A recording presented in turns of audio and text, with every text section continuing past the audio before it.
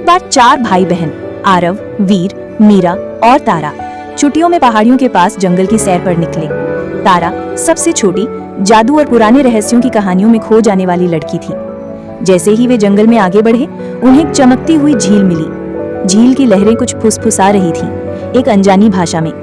अचानक पानी के बीच एक चमकदार दरवाजा खुला और चारों उसमें समा गए। जब उन्होंने आंखें खोली, वे एक अद्भुत महल में थे, जहां पेड़ों पर पत्तों की जगह कीमती रत्न थे और सोने के नाग फव्वारों के पास शांत बैठे थे।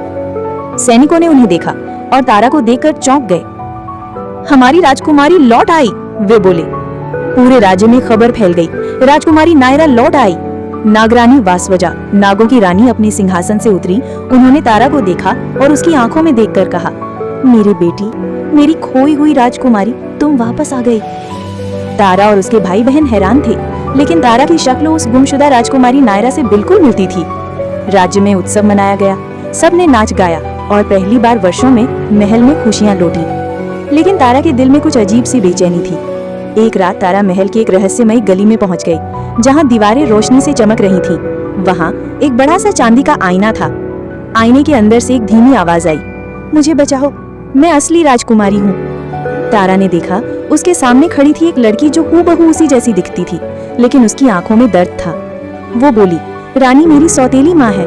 उसने मुझे इस जादुई आईने में कैद कर दिया ताकि मैं कभी रानी न बन सकूं। तारा डर गई, लेकिन उसने वादा किया, मैं तुम्हें जरूर आजाद करूंगी। वह चुपचाप से हर रात वहां जाती रही और दीवारों पर लिखे मंत्रों को पढ़ने लगी।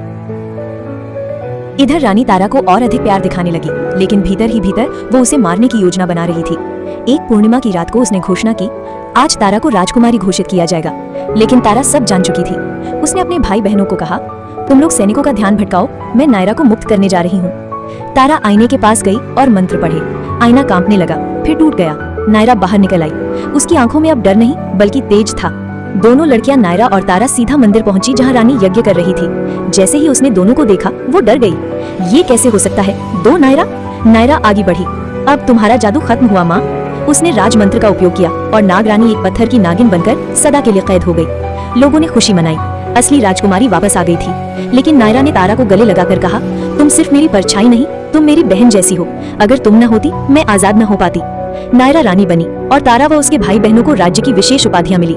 लेकिन तारा ने एक विनती की, मैं बस अपने घर लौटना चाहती हूँ, उन यादों के साथ जहाँ मैंने जाना कि सच्चाई सबसे बड़ा जादू है। चारों भाई बहन गाँव लौट आए। झील फिर से बंद हो गई, लेकिन अब भी जब तारा आईने में देखती तो उसे नायरा की मुस्कान दिखती और वो जानती थी कि एक जादुई राज्य अब भी उसकी बहन की तरह उसकी रक्षा कर रहा है।